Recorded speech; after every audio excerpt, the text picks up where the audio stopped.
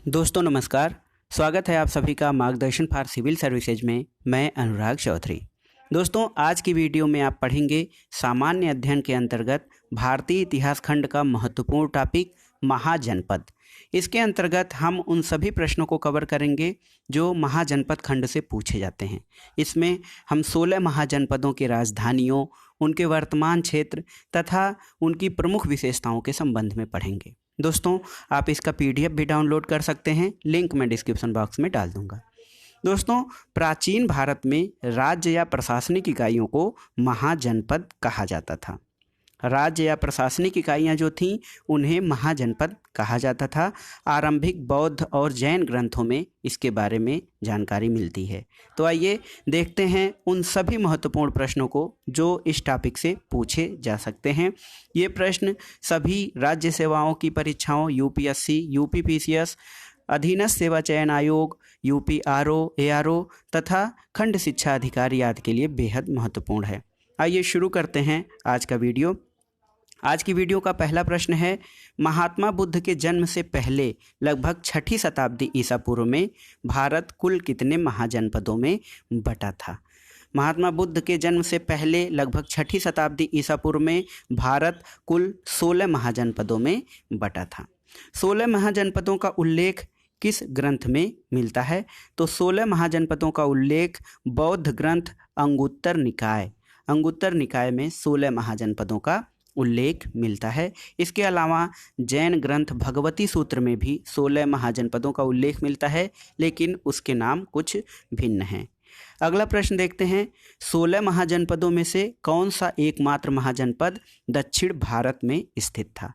अस्मक या अस्सक जो नर्मदा और गोदावरी नदियों के बीच था, इसकी राजधानी पोतन या पोटली थी।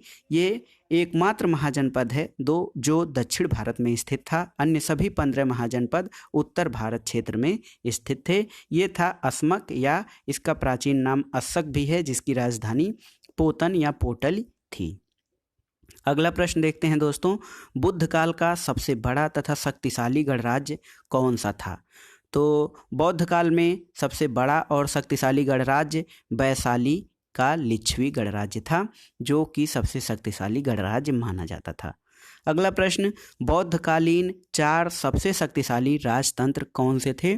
तो कोसल, मगध, वत्स और अवंती। ये बौद्धकालीन समय में 4 सबसे शक्तिशाली राजतंत्र माने जाते थे, कोसल, मगध, वत्स और अवंती।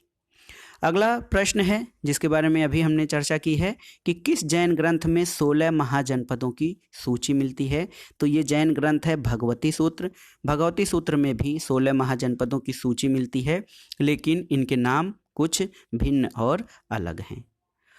अगला प्रश्न है बहुत ही महत्वपूर्ण, महाजनपदों में अधिकतर राजतंत्रात्मक राज्य थे जहाँ पे शासक राजा होता था, जबकि वो राज्य कौन थे जहाँ पर राज्यों का शासन राजा के द्वारा न होकर गण या संघ के द्वारा होता था। अर्थात राजा जो होता है उसका पद वंशानुगत होता है, लेकिन गण या संघ जो है वो निर्वाचित संस्था होती थी। ये कुलीन तंत्र का शासन होता था, जिसे गणतंत्र कहा जाता था। गणतंत्रात्मक राज्य कौन कौन से थे? महाजनपद काल में जो 16 महाजनपद थे उसमें से 2 गणतंत्रात्मक राज्य वज्ज और मल्ल थे। वज्ज और मल्ल ये 2 गणतंत्रात्मक राज्य थे जहाँ पे शासन राजा द्वारा न होकर गण या संघ द्वारा होता था। बाकी जो 14 अन्य महाजनपद थे वे राजतंत्रात्मक थे और वहाँ शासन राजाओं द्वारा किया जाता था। अब आइए डिटेल में देखते हैं महाजनपदों के संबंध में सभी महत्वपूर्ण जानकारियां, यानी महाजनपद का जो नाम है, उसकी राजधानी, वर्तमान में उसका क्षेत्र क्या है तथा उसकी प्रमुख विशेषताएं कौन कौन सी हैं। तो सबसे पहला देखते हैं अंग महाजनपद। इसकी राजधानी चंपा थी। चंपा का प्राचीन नाम मालिनी भी था और वर्तमान में बिहार का भागलपुर और मुंगेर जिले के आसपास का क्षेत्र अंग महाजनपद के अंतर्गत आता है। अथर्ववेद में अंग महाजनपद का उल्लेख है। इसके अलावा बौद्ध काल के 6 बड़े नगरों में अंग की गणना की जाती थी और नगर निर्माण योजना, जो राजधानी चंपा की नगर निर्माण योजना थी, ये महागोविंद के द्वारा तैयार की गई थी। बहुत ही महत्वपूर्ण है। अंग महाजनपद, फिर से देखते हैं अंग महाजनपद, इसकी राजधानी चंपा थी जिसका प्राचीन नाम मालिनी था। भागलपुर और मुंगेर के आसपास का क्षेत्र इस महाजनपद के अंतर्गत शामिल था। दूसरा जो महाजनपद है मगध, ये सबसे शक्तिशाली और सबसे प्रभावी महाजनपद था। मगध, इसकी राजधानी गिरिव्रज थी जिसका अन्य नाम राजगृह भी है। इसके अंतर्गत पटना, गया और शाहाबाद के आसपास का क्षेत्र शामिल है। मगध जो महाजनपद था मगध, इसके राजधानी गिरिव्रज या राजगृह थी। इसमें पटना, गया और शाहाबाद का क्षेत्र शामिल है।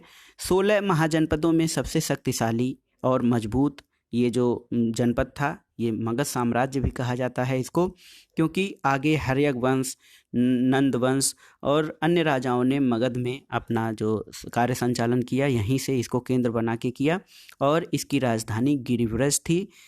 16 महाजनपदों में यह सबसे शक्तिशाली था। राजगृह नगर की स्थापना बिंबिसार, जो कि हर्यक वंश का प्रतापी शासक था, बिंबिसार ने किया था। बिंबिसार महात्मा बुद्ध का समकालीन भी था और वो बौद्ध धर्म का अनुयायी था। तो मगध साम्राज्य के बारे में हमने जान लिया। अब आइए देखते हैं तीसरा जो महाजनपद था, तीसरा काशी। काशी महाजनपद, इसकी राजधानी वाराणसी थी। बनारस और आसपास का क्षेत्र, वर्तमान में जो वाराणसी है उसके आसपास का क्षेत्र इस महाजनपद के अंतर्गत शामिल था। जो राजधानी इनकी थी वाराणसी, इस महाजनपद की वरुणा और 80 नदियों के मध्य इसकी राजधानी स्थित थी। बनारस का नामकरण वहाँ के राजा बानर के नाम पर किया गया था। इसके अलावा काशी पहले एक अलग महाजनपद था, लेकिन बाद में अजातशत्रु ने अपने साम्राज्यवादी नीति के तहत इसे मगध साम्राज्य में मिला लिया था। चौथा जो महाजनपद है वो है कोसल। तो कोसल महाजनपद, इसकी राजधानी श्रावस्ती, कोसल महाजनपद की राजधानी श्रावस्ती थी और वर्तमान में अयोध्या, फैजाबाद, गोंडा और बहराइच के आसपास का क्षेत्र कोसल महाजनपद के अंतर्गत आता था। और बुद्ध के समय में कोसल महाजनपद 2 भागों में विभाजित हो गया था, जिसमें उत्तरी भाग की राजधानी साकेत थी और जो इसका दक्षिणी भाग था उसकी राजधानी श्रावस्ती थी। कोसल प्रदेश को सरयू या घाघरा नदी जो है ये 2 भागों में बांटती थी। पांचवा जो महाजनपद जिसके बारे में हम पढ़ रहे हैं वो है वज्ज। वज्ज महाजनपद, इसकी राजधानी विदेह या मिथिला थी। विदेह या मिथिला वज्ज महाजनपद की राजधानी थी। वैशाली और उत्तर बिहार के आसपास का जो क्षेत्र है, वैशाली और उत्तर बिहार का क्षेत्र वज्ज महाजनपद के अंतर्गत शामिल था।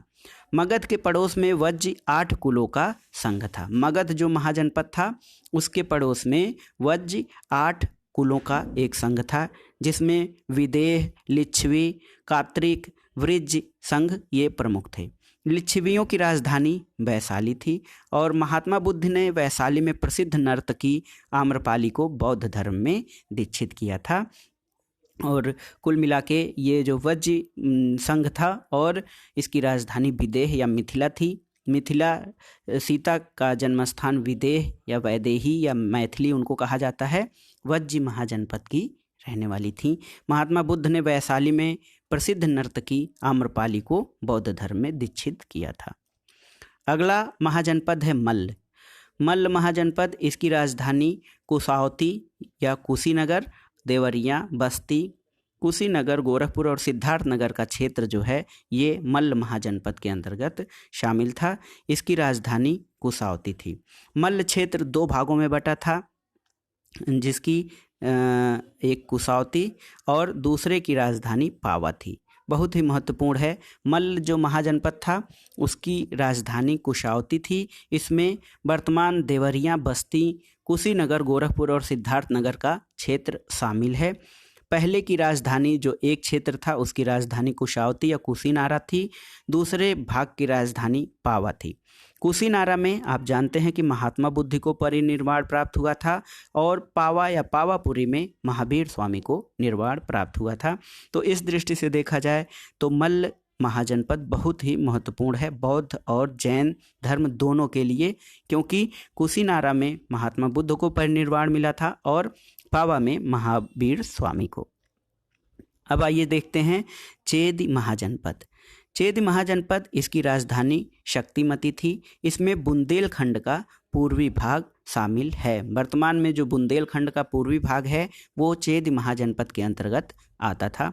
महाभारत काल में यहाँ का शासक शिशुपाल था और कलिंग के चेद भी संभवतः यहीं से जुड़े हुए थे, ऐसा माना जाता है। चेद जनपद की राजधानी शक्तिमती थी। अब आइए जानते हैं वत्स के बारे में।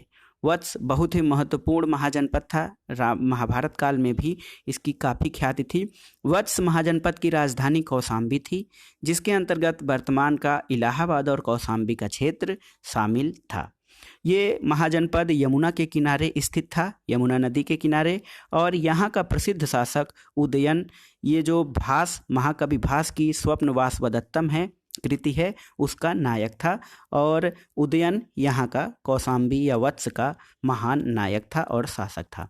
कहा जाता है कि बाढ़ के कारण जब हस्तिनापुर नष्ट हो गई तो निचच्छू ने कौशाम्बी को अपनी राजधानी बनाया था। अगला महाजनपद है जिसके बारे में हम जानेंगे वो है कुरु। कुरु महाजनपद, इसकी राजधानी इंद्रप्रस्थ थी और वर्तमान में दिल्ली, हरियाणा और यमुना के पश्चिमी भाग का क्षेत्र इस महाजनपद में शामिल थे। महात्मा बुद्ध के समय कुरु में जो राज्य करता था राजा, उसका नाम कौरव्य था। यानी कुरु जनपद की राजधानी इंद्रप्रस्थ थी, जिसके अंतर्गत दिल्ली, हरियाणा और यमुना के पश्चिम का क्षेत्र शामिल था। महात्मा बुद्ध के समय यहाँ का राजा कौरव्य था और कुरु महाजनपद के लोग बल बुद्धि में विख्यात थे। हस्तिनापुर नामक नगर इसी नगर में स्थित था। यानी कुरु महाजनपद के अंतर्गत ही हस्तिनापुर नगर स्थित था, जिसकी महाभारत काल में विशेष चर्चा और विशेष महत्व बताया गया है। 10वां महाजनपद पांचाल। पांचाल, इसकी राजधानी अहिच्छत्र और काम्पिल्य थी। अहिच्छत्र इसका जो है पुराना नाम काम्पिल्य था। इसके अंतर्गत रुहेलखंड के अंतर्गत बरेली, बदायूं और फर्रुखाबाद का क्षेत्र शामिल था। पांचाल की राजधानी अहिच्छत्र और काम्पिल्य दोनों थी। गंगा नदी इस महाजनपद को 2 भागों में बांटती थी और ये जो महाजनपद था 2 भागों में था, उत्तरी पांचाल और दक्षिणी पांचाल। उत्तरी पांचाल की राजधानी अहिच्छत्र थी और दक्षिणी पांचाल की राजधानी काम्पिल्य थी। कान्यकुब्ज या कन्नौज इसी नगर के अंतर्गत आता था। तो पांचाल महाजनपद जो था वो 2 भागों में बटा था, उत्तरी पांचाल और दक्षिणी पांचाल। इसके अंतर्गत बरेली, बदायूं, फर्रुखाबाद का क्षेत्र आता है। उत्तरी पांचाल की राजधानी अहिच्छत्र थी और दक्षिणी पांचाल की राजधानी काम्पिल्य। अगला जो महाजनपद है मत्स्य।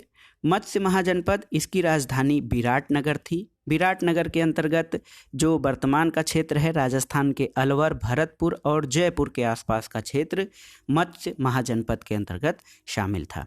राजा विराट ने विराटनगर की स्थापना की थी और बाद में यह मगध साम्राज्य का अंग बन गया था। तो मत्स्य महाजनपद, इसकी राजधानी विराटनगर थी और इसके अंतर्गत राजस्थान के अलवर, भरतपुर और जयपुर का क्षेत्र शामिल था। अगला महाजनपद सूरसेन। सूरसेन जो महाजनपद था उसकी राजधानी मथुरा थी और ब्रजमंडल का काफ़ी क्षेत्र इसके अंतर्गत शामिल था।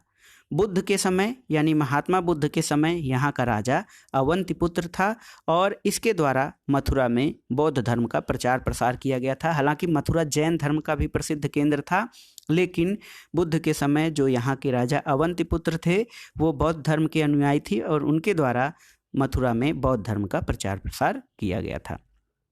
अगला अस्मक या अस्सक, इसकी राजधानी पोतन या पोटिल थी। ये महाजनपद नर्मदा और गोदावरी नदियों के बीच के क्षेत्र में स्थित था। दक्षिण में स्थित यह एकमात्र महाजनपद है, बहुत ही महत्वपूर्ण है। अस्मक या अस्सक महाजनपद, जिसकी राजधानी पोतन या पोटिल थी, ये दक्षिण भारत में स्थित एकमात्र महाजनपद है। अन्य सभी महाजनपद उत्तर भारत में स्थित थे और अधिकतर उत्तर प्रदेश और बिहार में। यहाँ इक्ष्वाकु वंश के राजाओं का शासन था। अस्मक जो महाजनपद था वहाँ पर इक्ष्वाकु वंश के राजाओं का शासन था। अगला जो महाजनपद है जिसके बारे में हम जानने जा रहे हैं अवंती। अवंती महाजनपद, इसके 2 भाग थे। ये जो अवंती महाजनपद था इसमें 2 भाग थे। इसकी राजधानी, उत्तरी भाग की राजधानी उज्जैनी थी और दक्षिणी भाग की राजधानी महिष्मती थी। इसके अंतर्गत जो अवंती है, इसके अंतर्गत वर्तमान में मालवा का क्षेत्र शामिल था। महाजनपद दो भागों में बटा था, उत्तरी अवंती और दक्षिणी अवंती। हमने जान लिया है कि उत्तरी अवंती की राजधानी उज्जैनी, उत्तरी से उज्जैनी, याद रखिएगा। अवंती महाजनपद उत्तरी से उज्जैनी और दक्षिणी अवंती की राजधानी महिष्मती थी। बौद्ध धर्म से यह महाजनपद प्रभावित था और इस महाजनपद को शिशुनाग ने मगध साम्राज्य में मिला लिया था।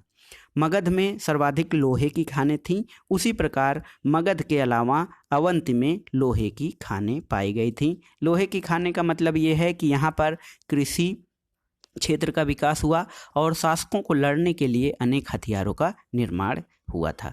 तो लोहे की खोज या लोहे का आविष्कार यहाँ की प्रमुख देन थी, जिससे कृषि कार्यों को बढ़ावा मिला और युद्ध के लिए हथियारों का निर्माण किया गया। तो अवंती महाजनपद इसलिए भी विख्यात है कि मगध के अतिरिक्त यहाँ लोहे की खानें पाई जाती थीं।